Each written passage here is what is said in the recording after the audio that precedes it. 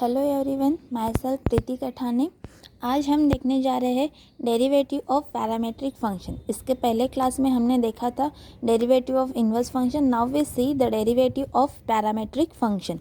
Derivative of parametric function का theorem क्या है?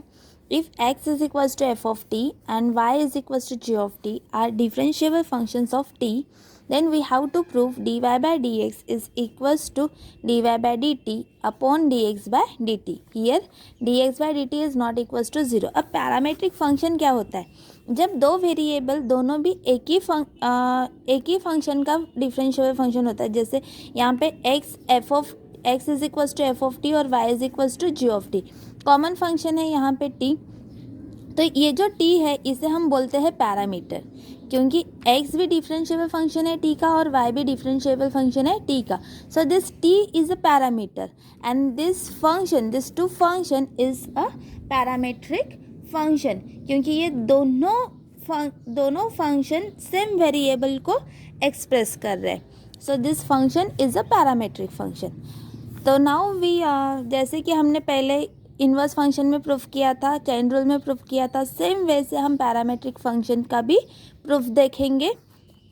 तो सबसे फर्स्ट मेथड जो हर बार हम लेते हैं, सबसे पहले हमें कंसिडर करना है small increment.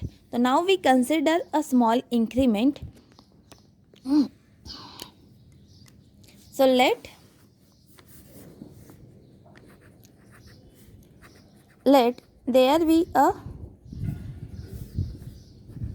there be a small increment in x and y, say del x and del y respectively. There will be a small increment in x and y is del x and del y respectively, corresponding to increment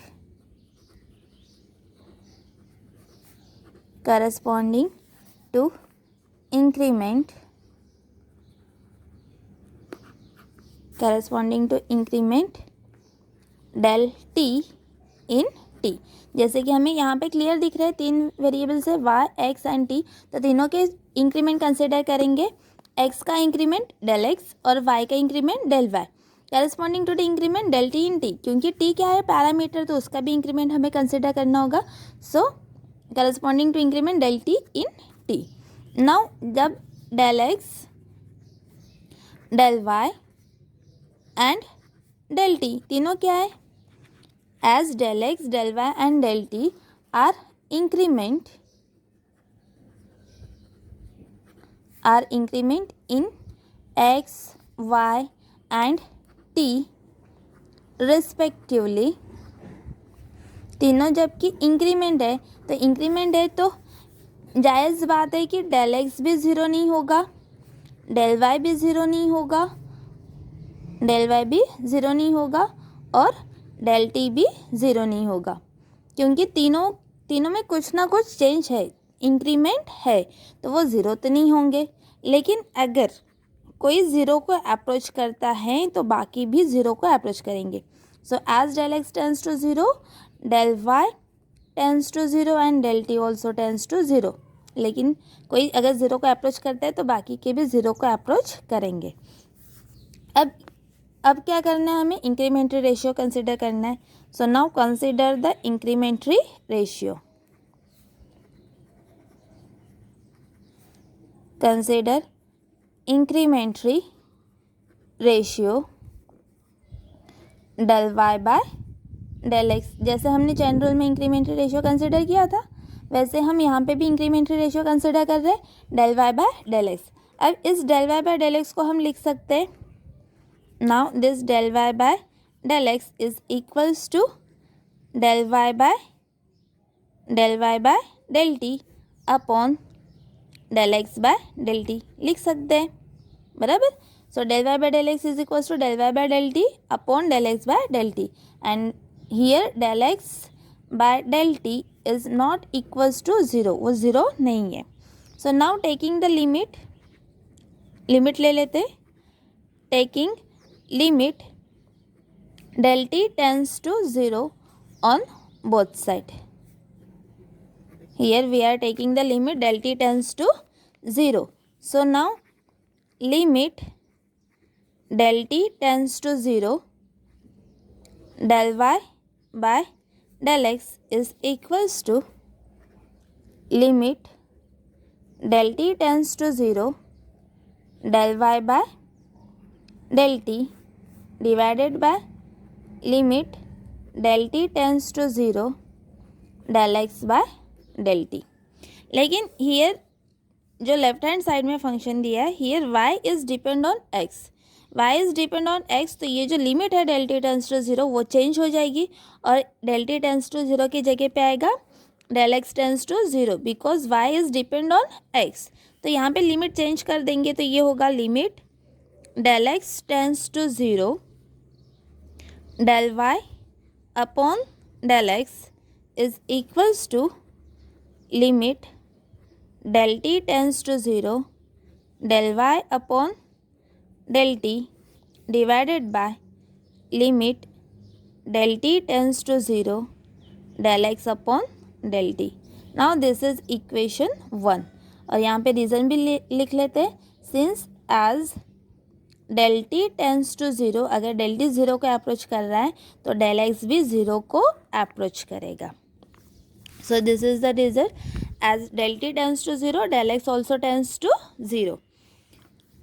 अब हमें given दिया है x equals to f of t and y is equals to g of t are differentiable functions of t. x और y दोनों भी differentiable function है t के. सो given है हमारे पास, given x is equals to f of t and y is equals to g of t are differentiable function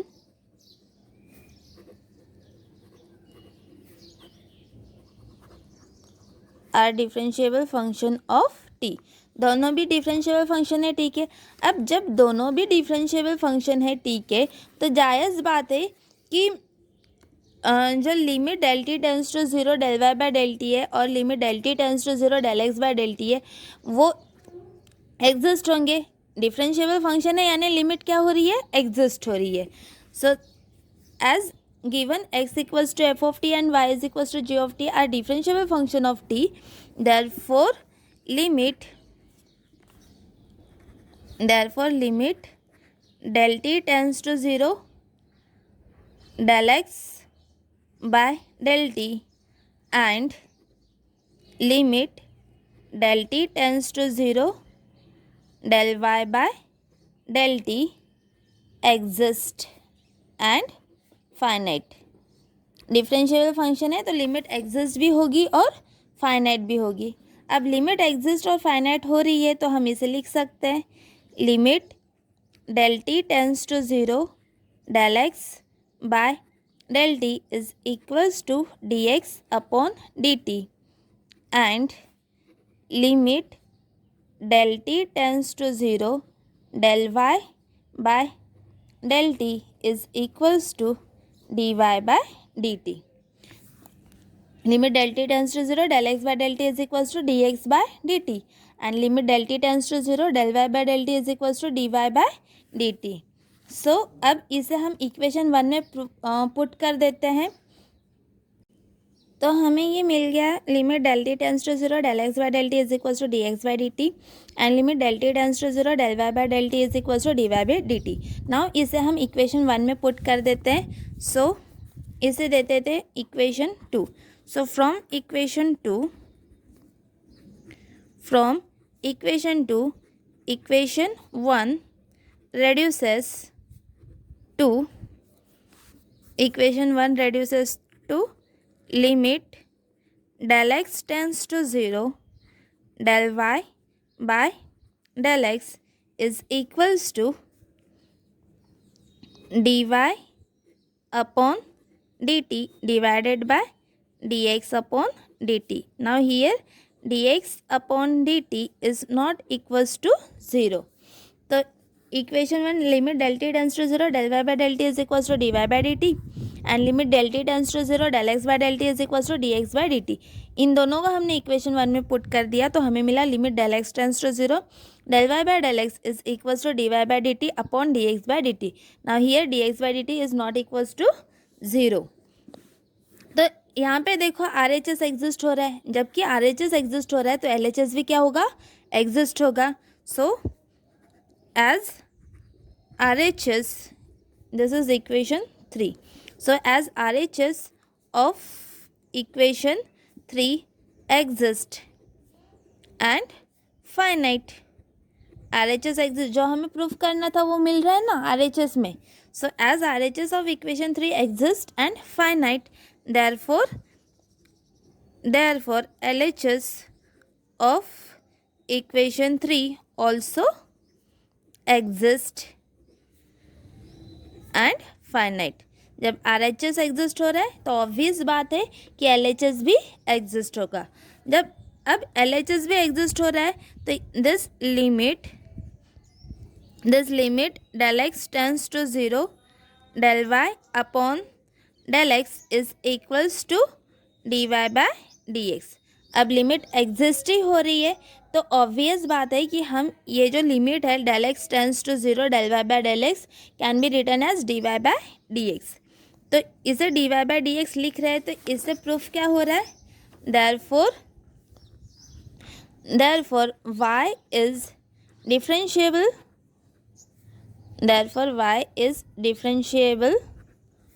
function of x. y is differentiable function of x.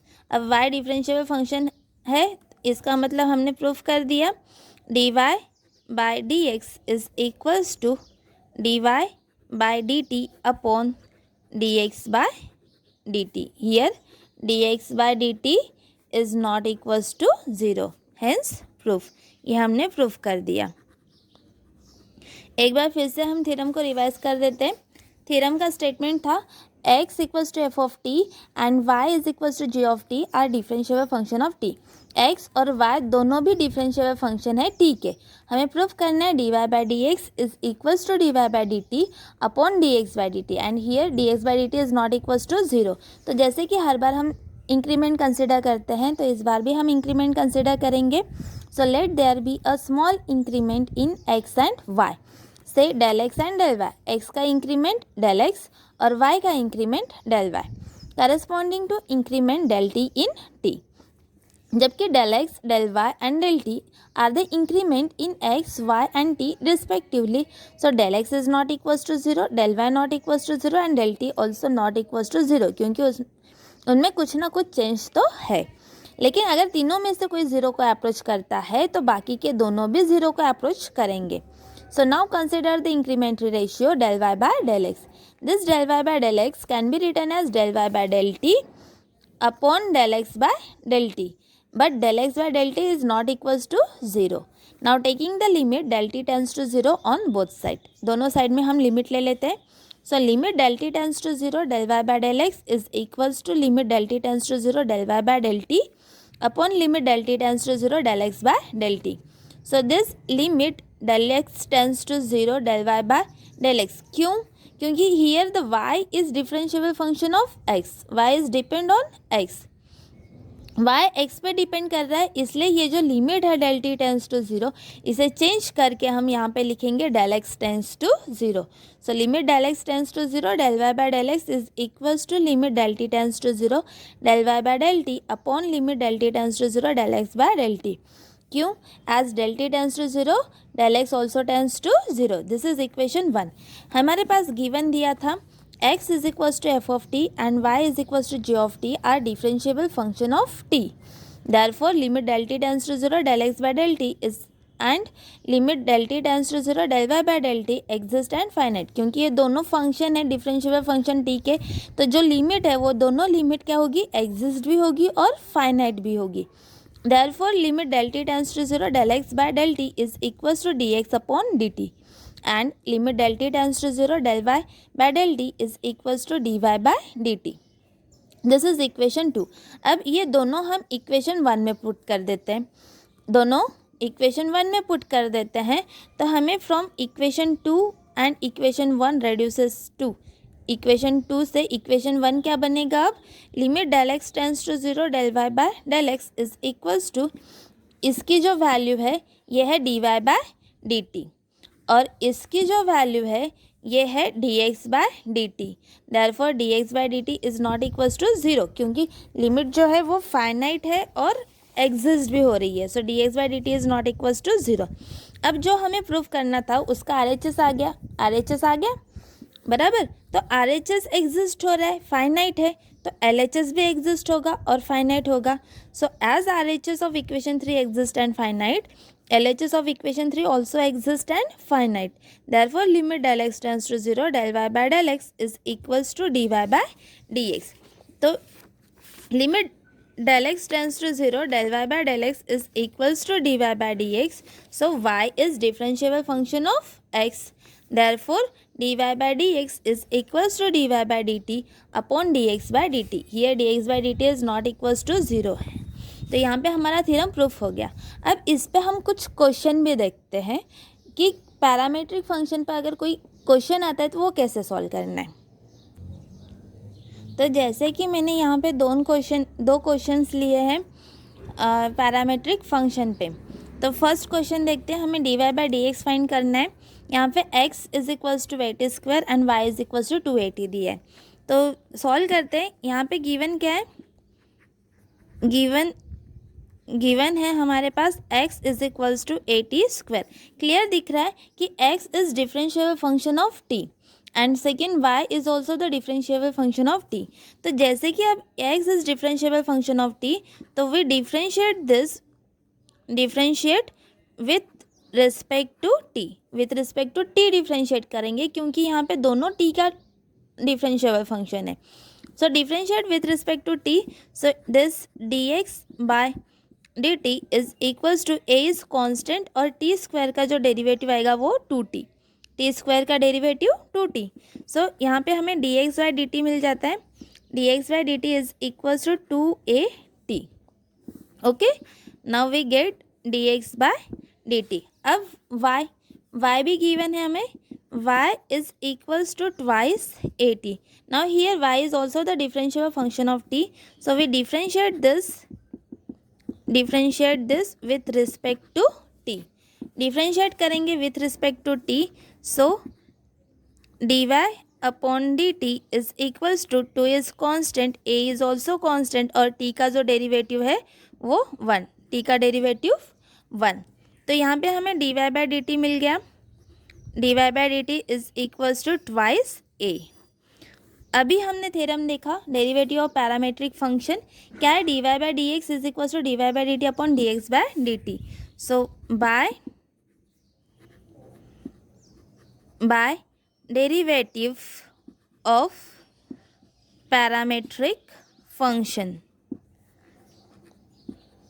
Bye derivative of parametric function dy by d x is equals to dy by dt upon dx by dt, right? dy by dx is equals to dy by dt upon dx by dt। Value substitute करते हैं। So dy by dx is equals to dy by dt कितना मिला, dy by dt is equals to 2a, so it is 2a divided by dx by dt, dx by dt कितना मिला, dx by dt is twice 80, so it is divided by twice 80। तो यहाँ पे 2a cancel, 2a cancel और we get it is 1 by t, hence dy by dx is equals to 1 upon t। तो इस तरह से हम पैरामीट्रिक फंक्शन का यूज़ करके, derivative of parametric function theorem का यूज़ करके हम dy बाय dx फाइंड कर सकते हैं। और एक क्वेश्चन उससे और क्लियर हो जाएगा। यहाँ पे भी हमें dy by d x find करना है, लेकिन यहाँ पे x क्या दिया है, a cot थीटा और y दिया है b कोसेक थीटा। तो अगेन यहाँ पे गिवन क्या हमारे पास, गिवन है x is equals to a cot theta, a cot theta. तो यहाँ पे x is differentiable function of theta, x is differentiable function of theta. तो यहाँ पे हम डिफरेंशिएट करेंगे विथ रिस्पेक्ट टू थीटा, यहाँ पे डिफ्रेंशिएट करेंगे with respect to theta. First वाले क्वेश्चन में x is differentiable function of t, इसलिए हमने इसे डिफ्रेंशिएट किया विथ रिस्पेक्ट टू t, क्योंकि वो t का डिफरेंशिएबल फंक्शन है।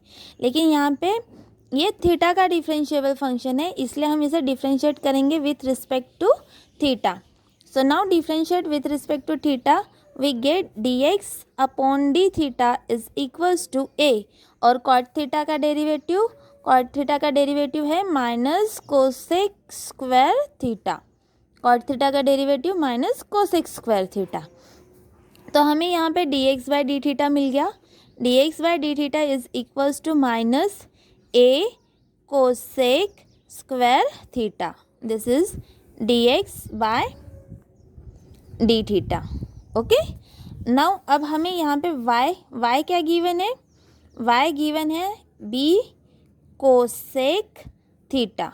y is equals to b cosec theta. Again y is differentiable function of theta, so we differentiate with respect to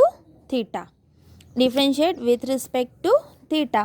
So dy upon d theta is equals to b is constant, और cosec theta का derivative क्या आता है? cosec theta का derivative आता है minus cosec theta into cot theta. Cosec theta का derivative minus cosec theta into cot theta. So this d y upon d theta is equals to minus b cosec theta into cot theta. ये मिल गया हमें d y by d theta. अब theorem का use करते हैं। So by derivative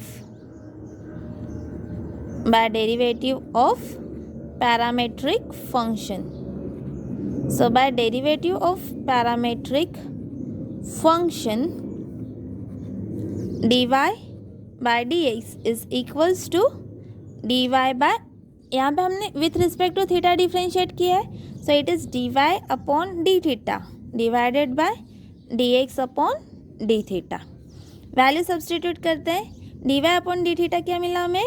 minus b cosec theta into cot theta, minus b cosec theta into cot theta divide by d x by d theta क्या है? Minus a cosec square theta, so it is minus a cosec square theta. यहाँ पे एक cosec cancel हो जाएगा, तो single cosec cancel, so we get b cot theta upon a cosec theta. लेकिन see here b cot theta क्या होता है? B cot theta is cos theta upon sine theta, बराबर। Cot theta is cos theta upon sine theta, और cosec theta क्या होता है? It is 1 upon sine theta, right. तो यहाँ पे अगेन ये साइन थीटा कैंसिल हो जाएगा, sine theta get cancel, then we get the answer, it is b upon ये, और बचा क्या? Cos theta, so it is b upon ये कॉस थीटा। तो हमें d y by d x मिला, d y by d x is equals to b upon a cos theta. तो I hope आपको डेरिवेटिव ऑफ पैरामेट्रिक फंक्शन समझ में आया होगा। क्वेश्चन की प्रैक्टिस करो, सॉल्व करके देखो, थ्योरम की भी प्रैक्टिस करो। थ्योरम बहुत ज़्यादा इंपॉर्टेंट है, बोर्ड के एग्ज़ाम में 2-3 बार पूछा भी गया है। जब भी थ्योरम आता है तो क्वेश्चन भी साथ में आता है, ऐसे 4 मार्क्स के लिए क्वेश्चन आ जाता है ये थ्योरम का। सो डू प्रैक्टिस, ज़्यादा से ज़्यादा प्रैक्टिस कीजिए। वीडियो पूरा देखने के लिए धन्यवाद। Thank you.